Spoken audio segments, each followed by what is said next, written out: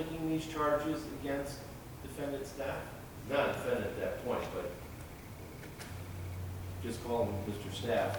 Who's, are these LaFleur's charges, Goins' charges, or both of their charges? They're LaFleur charges.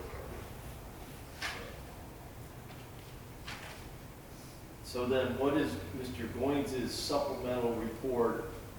How does that link up with LaFleur's charging affidavit to support LaFleur's charges? It bolsters the possession of cocaine charge. Because if you don't have resisting without violence, you can't search, you can't find cocaine. Legally. So that goes to the arrest and the search. How does it also bolster, if it bolsters at all, the resisting officer without violence? The narrative supplement I'm talking about, if you want to look at that document in the exhibits. And I'm talking about Officer Goins' what lies are there in that report that bolster or support the charge of resisting officer without violence?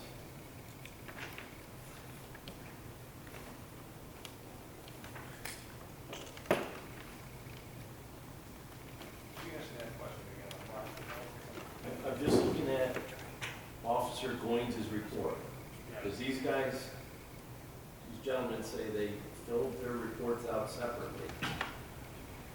So they each wrote their own report that led to the charges. Yes, he's saying he observed LaFleur grasp staff by his arms and staff flew away, causing him to lose his grasp. So he's saying he saw resisting without violence.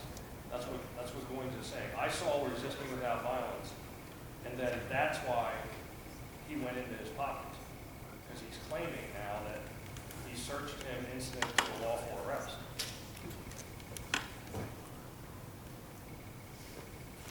And at the end of Officer Goins' supplement, he says, see officer's report, LaFleur's report for further details. So are these together the charging documents or the charges leveled against Mr. Staff? Yes, yes. The supplement's critical in a criminal case. He's going to have to testify. Goins will have to testify.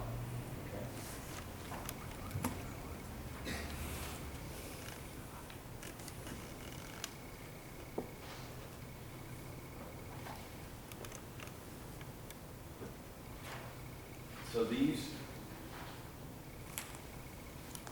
new officers picked the charges, submitted their reports, but there was somebody in their chain of command that would have seen these going forward, but the signature is not on these. That should have seen. I can't guarantee that they did. They should have reviewed it.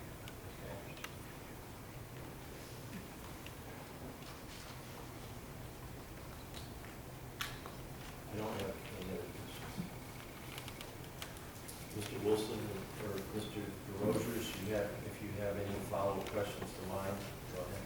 Yeah, I have a couple. I just want to make sure that we're clear about the charges. So we were just looking at City Exhibit 6. The second page is the charging affidavit, and it lists possession of cocaine, resisting an officer without violence, and breach of the peace / disorderly conduct. You see that, Chief? Yes, sir. Okay. Now, at the scene, in the body cam footage, what are the charges that are actually mentioned, that are actually relayed out to dispatch? Do you recall those? 27, which is a charge, and cocaine, narcotics. Okay, so at the scene, only one criminal charge is relayed out to dispatch, correct? That's correct. Okay, so there needs to have been an arrest to justify even searching for the cocaine, correct? Correct. Did you see anything on those body cams, either from Mr. Goins or from Mr. LaFleur, that evidences any type of intent to charge Mr. Staff with any criminal offense other than the cocaine? No. Did you see anything that they said or did that leads you to believe that they intended to charge him with resisting without violence? No. Did you see anything that they said or did that shows that they intended to charge him with disorderly conduct? No. Did they say that that Mr. Staff wasn't under arrest? Yes. Did they say that he was just being detained? Yes. Okay. All right, that's all. Mr. Wilson? Yeah, just very briefly, Chief, in response to what you just said to Mr. DeRozier, that presumes that there was not a basis for the resisting without violence, correct? That they called in cocaine or narcotics was the only call-in, you said, of the criminal charge in addition to trespass, correct? Yes. And you just said to Mr. DeRozier that the only way you could have the search was if there was an arrest, the basis of an arrest, correct? That's correct. He had to be, Right. that's what's been, he had to be unlawfully arrested Okay. to do a search incident to arrest. And I know you were sitting here when we heard, we saw the testimony of Lieutenant, I'm sorry. Start that one. Start that over.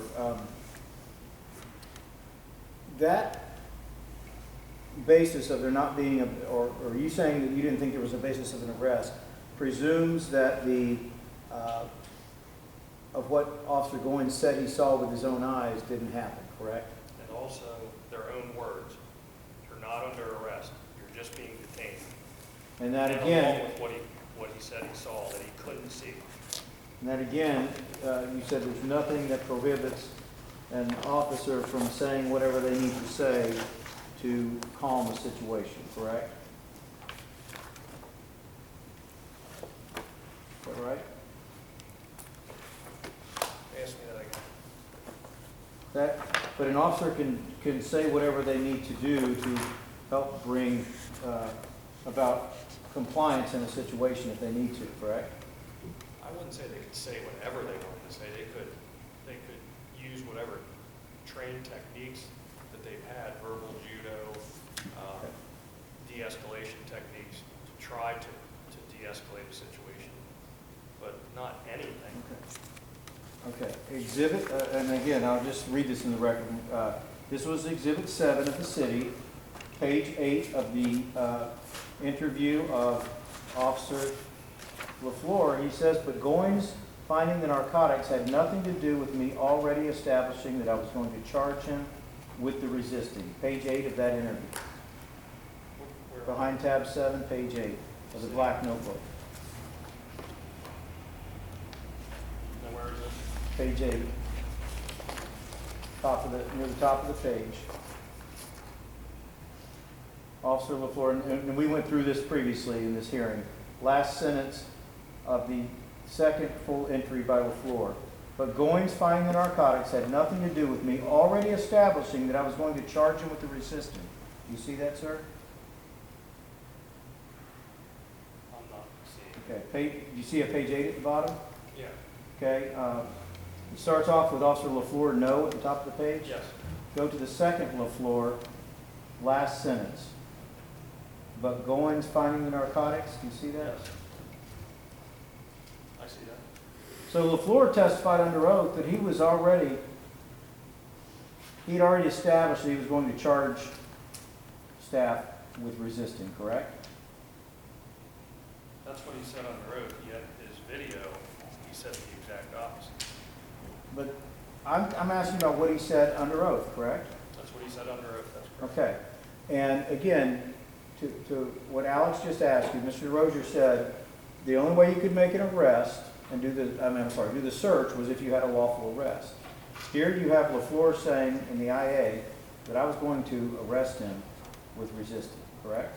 That's what he says, yes. Okay? And you've already told us that you are calling into question Officer Goins as to what he saw. And he said he saw staff pulling away from him a little bit, pulling away from Officer LaFleur, correct? Yeah, also calling into question what Officer LaFleur is saying. Right, but are you aware that Goins said that he saw some resisting? I'm aware of that, yes. Okay. And now LaFleur is saying this under oath in the IA, correct? Yes. Nothing further. Thank you. Well, yes, Palmer, we're not done with you, thank you. Gentlemen, 6:30. Yeah. I know you didn't call Mr. Goins Yeah. and Mr. Cook. I don't know, everybody's feeling, I just really want Mr. Cook to identify, any